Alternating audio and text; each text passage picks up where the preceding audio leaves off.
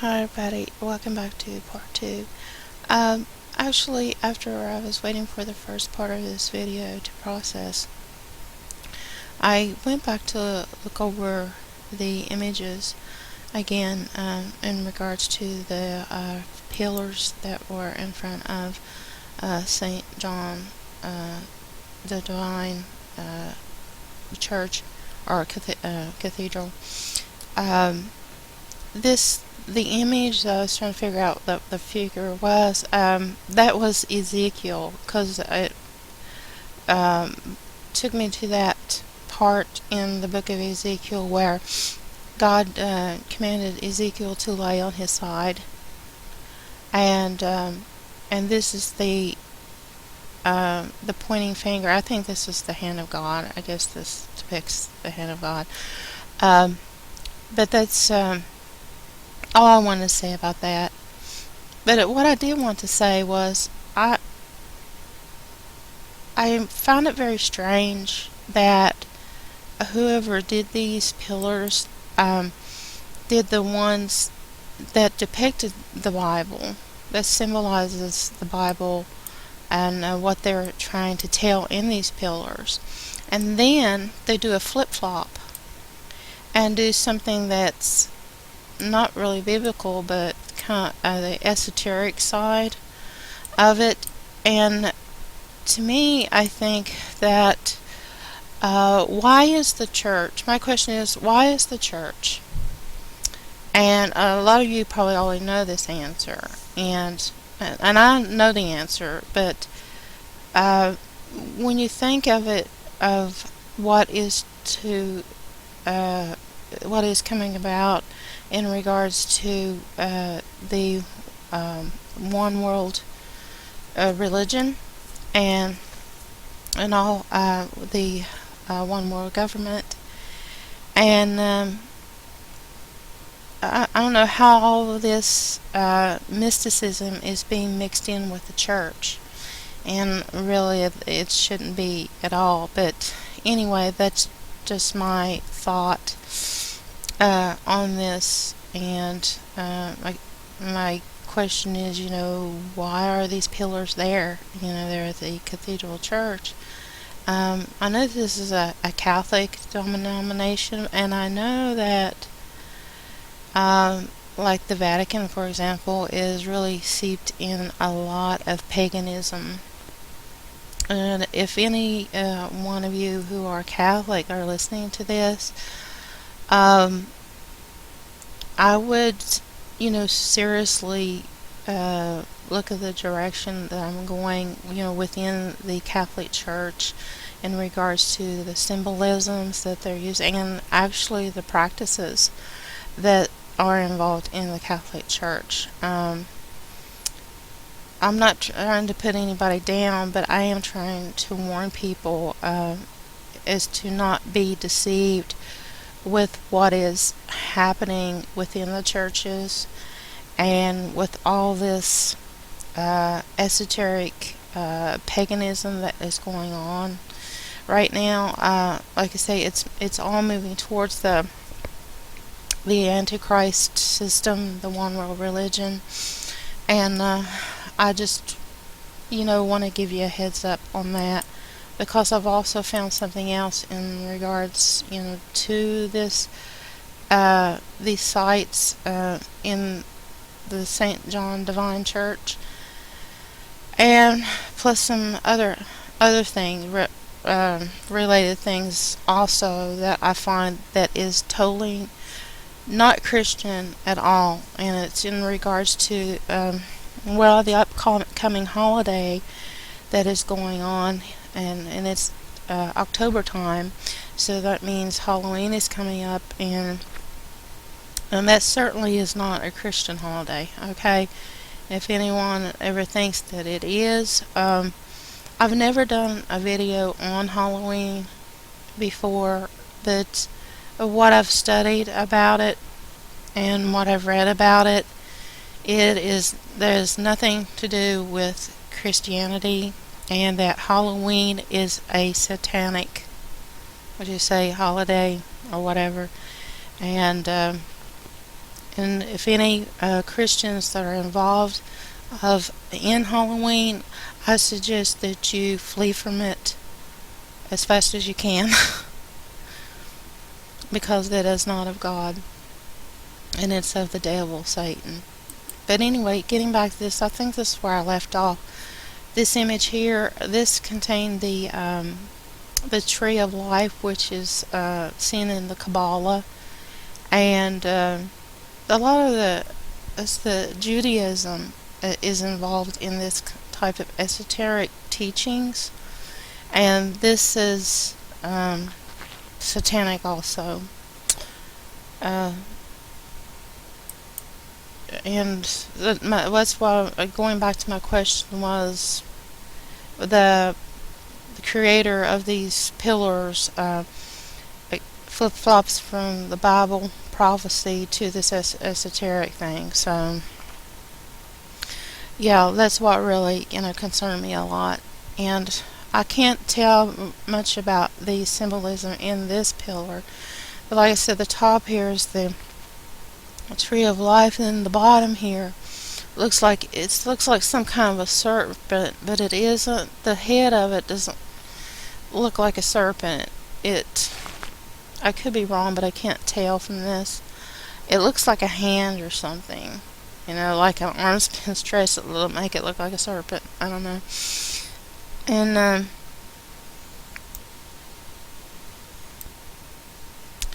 And the image here is a human image. It's seated, and they're holding something in their hand, maybe like a scroll or something.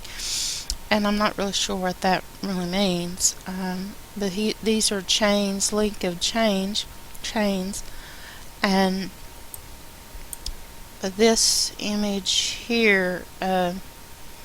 Could this be something like a Freemasonry stance? I'm not familiar with all the stances, how they stand, and their gestures that they use. But there's two men here, and their arms are outstretched towards each other, and their hands are touching or something. I'm not sure what that means. And then another line of chains here, and I'm not really sure what this symbolism is here. Like I said, I'm not much tuned to the esoteric symbols and the meanings of them. And it says here that the pillar with the Kabbalistic tree of life in the book of Revelation is said to be encoded with the Kabbalistic numerology to reveal its esoteric meaning, really. And I think that when they start to mix things in with Christianity, that's where you have to be careful about what you are receptive to. Like the Bible says that we need to guide our minds and our hearts, especially to what's being brought into the churches, what is being infiltrated into the churches. Okay, the figure that was above this, the Kabbalic symbol, was this image here, and this one had only one eye exposed, one eye is covered here, and he looks like a grim kind of creature, and not somebody I want to meet in a dark alley or something, but this says here that the man above the tree of life is an uncharacteristic for a cathedral, and I would agree with that. It is one-eyed, and it says the Eye of Horus, and it says and wears a huge clear quartz amulet. Oh, that's what that is right there, and which is said to have magical and metaphysical properties. Well, I see where this is all going, and it says there's been very little documentation in regards to the pillars. I just find them very strange myself, what I've seen here. And yeah, when you get into magic and metaphysical, this is very dangerous territory. And if you see this image here, these two hands, it's like it's holding a pyramid kind of image. Now these images should not be on a church. I mean, really. I mean, this. Why is this on a Catholic cathedral? It's beyond me. Well, this is the same thing in regards to the St. John's Cathedral. And it gives here some background and history. And says that the unfinished building has been claimed as being the world's largest cathedral, and is realistic, maintains such high aspirations with a source of funding from tycoons like J.P. Morgan and prominent figures like the Grand Master of the Masons of the state of New York. Well, that's typical, because I should have known that it was by the Masons and their handiwork.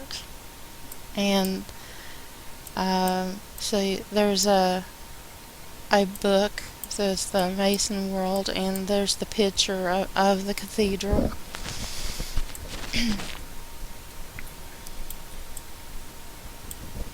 And let me see, here is, see the top of the all-seeing eye here, and the pyramid at the top. Yep, there's your New World Order church right there. And I was told that this window here was like a shape of a spaceship or something.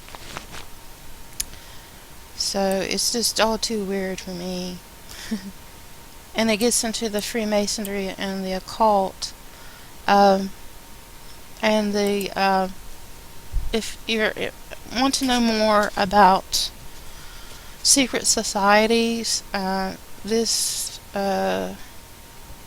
tells about the Rosicrucian Order and the Knights Templar and their history. And they said they have been accused of devil worship and idolatry in Europe. Well, I don't doubt it that they were.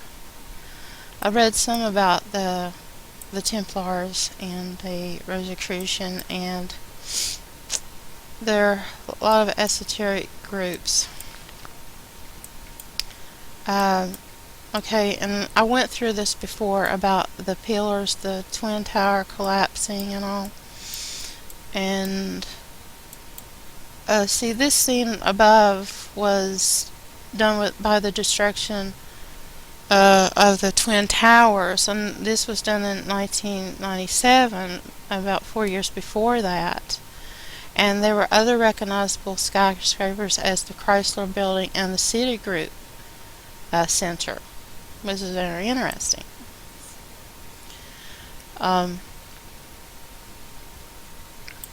I was just trying to find some more meaning in regards to these pillars. It says the scene above there might be unsettling for some New York residents, but we see the Brooklyn Bridge crumbling with cars and buses falling into agitated waters. And at the right is the Statue of Liberty, which seems to be sinking in the water. And beneath this horrifying prophecy is the New York Stock Exchange, with people trading goods around it. Well, it sounds to me with the Statue of Liberty sinking, it sounds to me that this could not only be caused by a tsunami, but also by an earthquake, like an underwater earthquake. And remember that prophecy I told you in regards to what the prophet said about a great earthquake coming? I'm running out of time for this, so I might be running into part 3. So I'll see you over there, and I'll talk to you later. Okay. God bless y'all. Bye.